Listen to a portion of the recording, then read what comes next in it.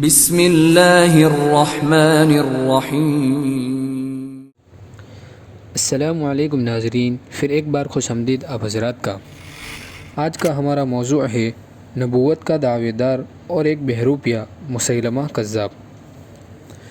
یہ مسلمان جانتے اور مانتے ہیں کہ پیارے نبی جناب محمد مصطفیٰ صلی اللہ علیہ وسلم کے بعد اب کوئی شخص نبی نہیں بن سکتا۔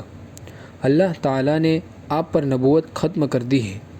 آپ صلی اللہ علیہ وسلم کے بعد اگر کوئی اپنے آپ کو نبی کہے یا کہلوائے گا تو ایسا شخص جھوٹا ہوگا۔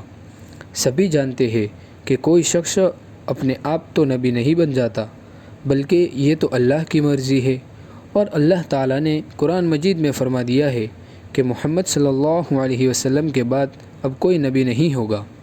پھر اب کس طرح کوئی نبی ہو سکتا ہے؟ مگر بہت سے جھوٹے اور مکار لوگ پیدا ہوئے ہیں جو اپنے آپ کو نبی کہلواتے تھے۔ ان جھوٹے اور مکار لوگوں نے کچھ ایسے کرتب اور شعبدے سیکھ لیے تھے جن کے ذریعے ناسمجھ لوگوں کو خوب چکما دیتے اور پھر ایسے ہی ناسمجھ لوگوں سے اپنے کو نبی کہلوانے کی کوشش کرتے۔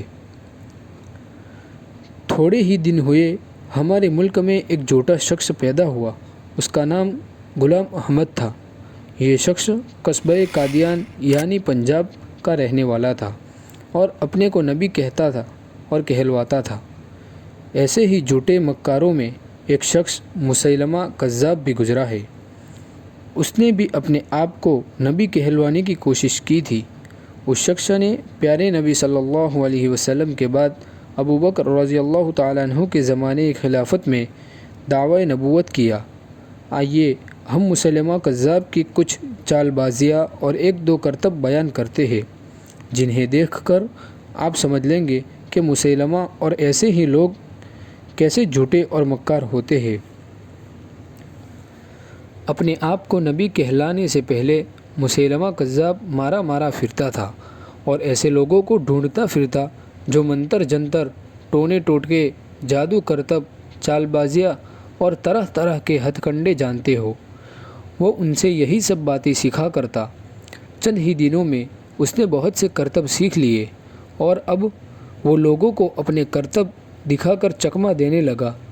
اس کے کرتب اور شعبدوں میں سے ایک یہ تھا کہ وہ انڈے کو تیز سرکے میں ڈالتا تھا اور انڈا دیر تک سرکے میں پڑا رہے تو وہ اس کا اوپر کا چھلکا نرم ہو جاتا ہے، اور پھر اگر دبایا جائے تو وہی انڈا بغیر ٹوٹے دب سکتا ہے۔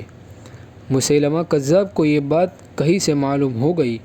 اس وقت انڈے کا اور سرکے کا بھید کوئی نہیں جانتا تھا، تو اب مسیلمہ کذاب نے یہ کیا کہ ایک ایسے ہی انڈے کو لیا اور اسے دبایا، دبا دبا کر اسے لمبا کر دیا، لمبا کر کے اسے ایک بوتل میں ڈال دیا، بوتل کے اندر جا کر پھر اپنی اصل حالت میں آ گیا۔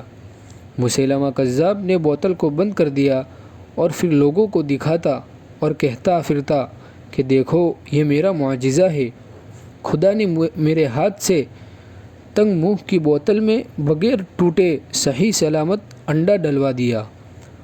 مسیلمہ کذاب کے اس کرتب کو ناسمجھ لوگ معجزہ ہی سمجھے، لیکن جو لوگ اس کے پہلے سے جانتے تھے وہ اسے جھوٹا اور مکار کہتے رہے۔ مسیلمہ کذاب نے لوگوں کو ایک اور چکما دیا۔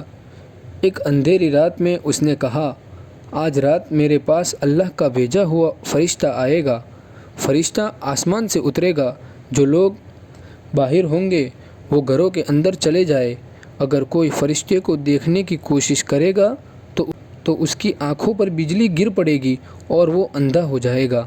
لوگ ڈر کے مارے گھروں کے اندر چلے گئے۔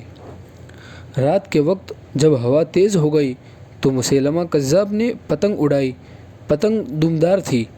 پتنگ کی دم میں ہلکے گھنگرو باندھ دیے تھے جو بج رہے تھے۔ رات کے وقت دور یعنی پتنگ کی رسی تو کسی کو دکھائی نہ دی، لیکن ہاں ایک دھندلی سی چیز بجتی ہوئی دکھائی اور سنائی دی۔ لوگ گھروں سے پکارے، یہ کیا ہے، یہ کیا ہے؟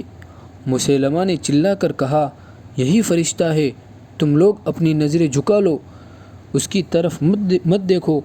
اگر تمہارے دیکھتے ہوئے فرشتہ اتر آیا اور تم نے اسے دیکھ لیا تو تم اندھے ہو جاؤ گے۔ دیکھنے والوں نے فوراً اس طرف سے نظریں ہٹا لی اور پھر صبح کو یہ حال تھا کہ آس پاس کے سارے لوگ اس پر ایمان لے آئے اور اس پر جان اور مال نچھاور کرنے کے لیے تیار ہو گئے۔ مسیلمہ کذاب نے اس طرح کے کرتب دکھا کر لوگوں کو اپنا چیلا بنا لیا۔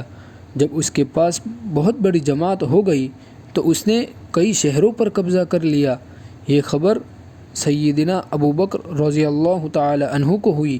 ابو بکر صدیق رضی اللہ تعالی عنہ اس وقت خلیفہ تھے، تو انہوں نے سیدنا خالد بن ولید کو افسر بنا کر ایک فوج بھیجی اور فرمایا کہ پہلے مسیلمہ کذاب اور اس کے ساتھیوں کو سمجھاؤ، اگر وہ کسی طرح نہ مانے تو پھر سب کو سزا دینا۔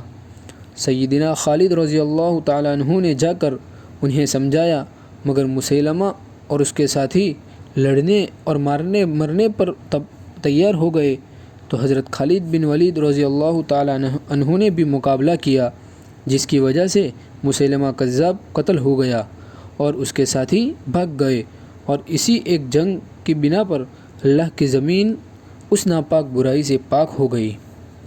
شکریہ آپ حضرات کا ویڈیو کو آخر تک دیکھنے کے لیے، اور مزید ایسی ویڈیوز دیکھنے کے لیے چینل کو سبسکرائب کر لیں۔